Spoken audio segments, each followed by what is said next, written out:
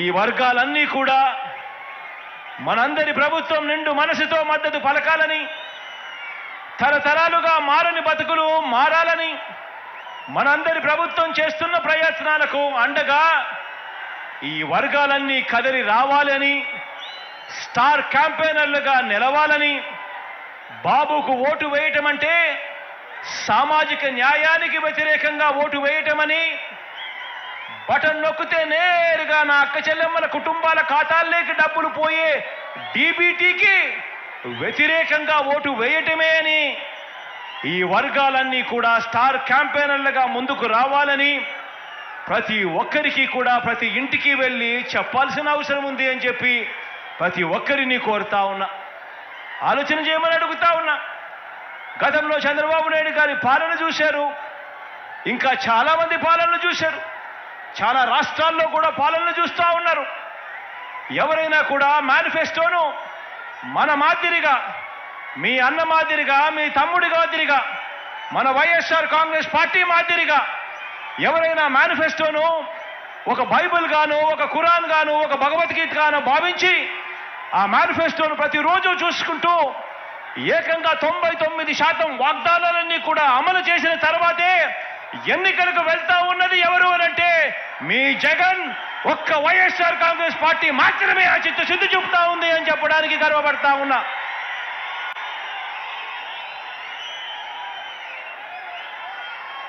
మొట్టమొదటిసారి first chance ఇస్తేనే మీ జగన్ ఇంత గొప్పగా అన్ని వర్గాలను గుండెల్లో పెట్టుకొని చూసుకుంటా ఉన్నాడు. మరి 3 సార్లు ముఖ్యమంత్రి అయిన చంద్రబాబు గారు, 14 ఏళ్ళు ముఖ్యమంత్రిగా ఉన్న చంద్రబాబు నాయుడు గారు ఇవన్నీ కూడా ఎందుకు చేయలేకపోయాడు అని చెప్పి ప్రతి ఒక్కరూ కూడా ప్రతి ఇంటికి వెళ్ళి కూడా చెప్పండి, అడగండి. అందుకే ఈ పెద్ద మనిషి చంద్రబాబు నాయుడు గారిని అడుగుతా ఉన్నా, అయ్యా బాబు, ప్రజలు మీకు ఎందుకు ఓటు వేయాలి అని అడుగుతా ఉన్నాను. జగన్ మార్పు ప్రతి గ్రామంలోనూ కనిపిస్తా ఉన్నప్పుడు, జగన్ మార్పు ప్రతి పేద ఇంట్లోనూ కనిపిస్తా ఉన్నప్పుడు, జగన్ మార్పు ప్రతి సామాజిక వర్గంలోనూ కనిపిస్తా ఉన్నప్పుడు, ప్రతి ప్రాంతంలోనూ కనిపిస్తా ఉన్నప్పుడు, ఇంతగా కనిపిస్తా ఉన్నప్పుడు అయ్యా చంద్రబాబు నీకు ఎందుకు ఓటు వెయ్యాలి అని చెప్పి ఇదే సందర్భంగా ఇదే వేదికపై నుంచి ఇక్కడే చంద్రబాబు నాయుడు గారిని అడుగుతా ఉన్నా. చంద్రబాబు నాయుడు గారిని నేరుగా అడుగుతా ఉన్నా, జగన్ తన పాలనలో ప్రజలకు, ఇదే పెద్ద మనిషి చంద్రబాబు నాయుడు గారిని నేరుగా అడుగుతా ఉన్నా ఇదే వేదికపై నుంచి, అయ్యా చంద్రబాబు, జగన్ తన పాలనలో ప్రజలకు మంచి చేయలేదని చెప్పి చంద్రబాబు నిజంగా నమ్మితే, జగన్కు ప్రజాబలం లేదని ఇదే చంద్రబాబు గారు నిజంగా నమ్మితే మరి చంద్రబాబుకు పొత్తులెందుకు అని అడుగుతా ఉన్నా.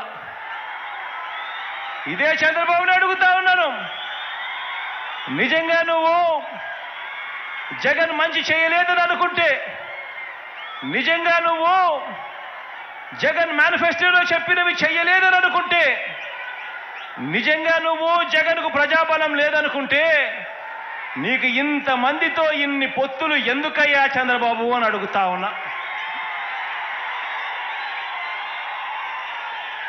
తన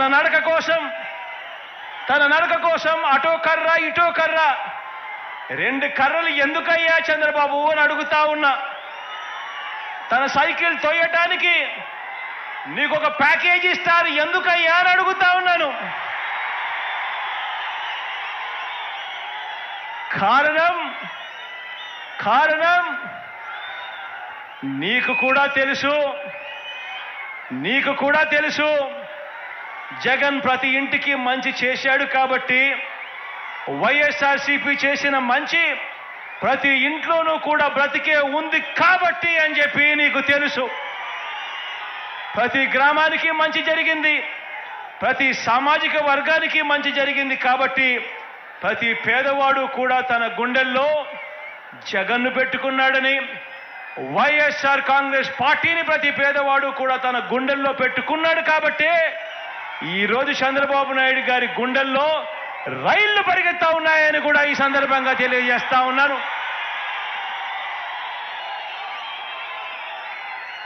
ఈ 57 నెలల్లో ఏకంగా 125 బటన్లను ప్రజల కోసం ఎప్పుడు జరగనట్టుగా నేను నొక్కాను. 125 సార్లు ఈ 57 నెలల్లో ఎప్పుడు జరగని విధంగా, ఎప్పుడు చూడని విధంగా ప్రజల కోసం నేను బటన్ నొక్కాను. 125 సార్లు బటన్లు నొక్కాను. ఏకంగా 2,55,000 కోట్ల రూపాయలు నేరుగా ఈ బటన్లు నొక్కి నా అక్క చెల్లెమ్మల కుటుంబాల ఖాతాలకు వెళ్ళింది. మరి ఇంత మంచి చేసిన మనందరి ప్రభుత్వానికి మద్దతుగా ఈ పాలనను కొనసాగింపుగా 2024 ఎన్నికల్లో ప్రతి కుటుంబం, ప్రతి ఒక్కరూ వారి మంచి భవిష్యత్ కొరకు 2 బటన్లు నొక్కాలి అని ప్రతి ఇంటికి వెళ్ళి చెప్పండి. ప్రతి ఇంటికి వెళ్ళి చెప్పండి.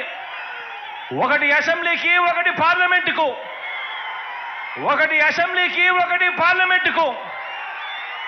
ఫ్యాన్ మీద నొక్కితే మీరు గత ఎన్నికల్లో బటన్ నొక్కి పెట్టెలో బంధించిన చంద్రముఖి బెడద ఇక శాశ్వతంగా మీకు ఉండదు. పొరపాటు చేశారు అనంటే చంద్రముఖి మళ్ళీ సైకిల్ ఎక్కుతుంది, టీ గ్లాస్ పట్టుకొని మీ ఇంటికి వస్తుంది, పేదల రక్తం తాగేందుకు లకలక అంటూ మీ ఇంటి తలుపులు తడుతుంది అని చెప్పి ప్రతి అక్కకు చెప్పండి, ప్రతి చెల్లెమ్మకు చెప్పండి. మీకు మంచి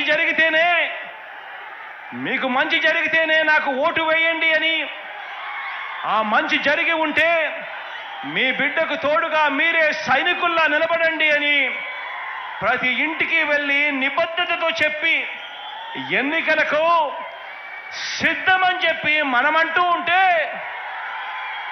ఇంత నిబద్ధతతో మంచి చేసి ఎన్నికలకు సిద్ధమని మనమంటూ ఉంటే, మరో వంక బాబు పేదల ఇంటికి కానీ, పేదల సామాజిక వర్గాలకు కానీ, గ్రామానికి కానీ, రాష్ట్రానికి కానీ ఏం చేశాడో చెప్పుకునేందుకు ఒక్కటంటే ఒక్కటి కూడా కనిపించని పరిస్థితుల్లో చంద్రబాబు నాయుడు గారు ఉంటే, అటువంటి చంద్రబాబు నాయుడు గారు తాను కూడా పోస్టర్లు వేయిస్తాడు. సంసిద్ధం, మేము సిద్ధము అని చెప్పి ఈ మనిషి పోస్టర్లు వేయిస్తాడు. నేను అడుగుతా ఉన్నాను, ప్రజలకు ఏ మంచి చేయకుండా దేనికయ్యా సంసిద్ధము అని అడుగుతా ఉన్నా.